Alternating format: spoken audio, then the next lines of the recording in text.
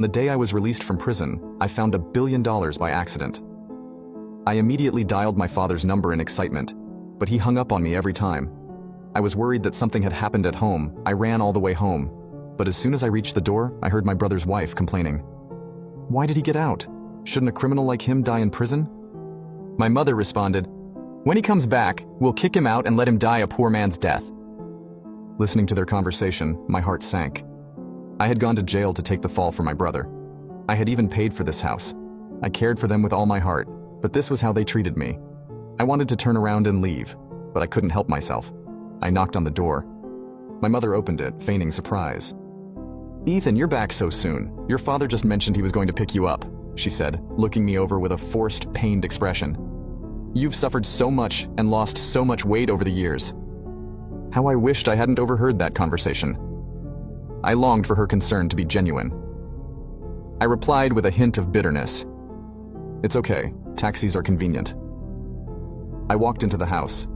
Vivian, my brother's wife, immediately came over and sprayed me with alcohol as if she wanted to empty the entire bottle on me. Don't think too much of it. I'm just using alcohol to cleanse you of any bad luck, she said, her face betraying undisguised disdain. She despised me for being an ex-convict, forgetting that I went to jail for her and Leo. Without a word, I walked toward my old room. Don't bother looking. There's no room for you in this house, I heard my father say as I took a few steps. He was sitting on the sofa, smoking, with the ashtray full of fresh cigarette butts. My arrival clearly upset him. I stopped and looked at him. Dad, I was only in prison for 3 years. I didn't die. Do I not deserve a room in this house?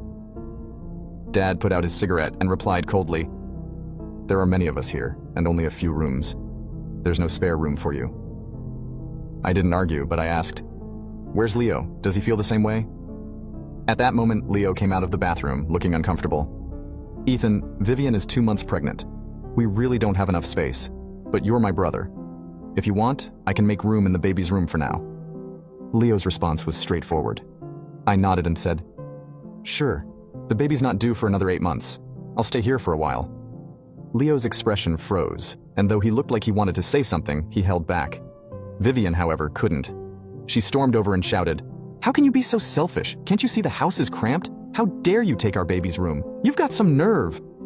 I couldn't help but laugh at her anger. I looked at her and replied, we all used to fit before I went to jail. Your child isn't even born yet, and suddenly there's no room? Have you forgotten that I paid for this house in full? My father slammed the table and said sternly, Ethan, watch your attitude. Do you think you're so great because you paid for the house? Do you think you can just take it from us now that you're out of prison? I responded, disappointed. Am I asking you to give me the house? I'm just asking for a room. Is that too much? He glared at me. I said there's no room for you here. If you want a place to stay, rent one yourself. We don't owe you anything. A fine thing to say, not owing me anything. You all begged me with tears in your eyes to take the fall for Leo. You told me that if I did, I would be the family's benefactor and you would repay me. All I want now is to live in the room that used to be mine. Is that too much? Is this how you plan to repay me? I asked, emotions swirling inside me. It was Leo and Vivian who had been driving my car that night, speeding in the wrong direction when they hit someone. My parents came to me immediately.